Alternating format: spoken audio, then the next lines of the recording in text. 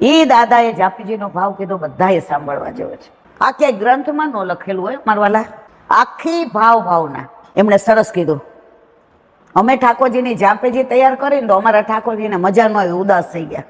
ઉમેદોરીમાં આજે મજામાં નથી ઠાકોરજી, કીધું ને. મને દાદા યાદ આવ્યા, દીકરા જાપીજીમાં પધરાવસ ને ત્યારે અકળાવવાનું નહીં, મૂંઝાવાનું નહીં. એને વસુદેવજી જે ક્યાં પ્રગટ્યા હતા ઠાકોરજી? જેલમાં, મથુરામાં. પછી શેમાં લઈને આવ્યા? તો આપણે કાયમ કહેવાનું કે હાલો હવે જેલમાંથી ને, અને પછી તમે ઘરે લઈ જાઓ, અને પછી ઠાકોરજીની પ્રસન્નતા જુઓ.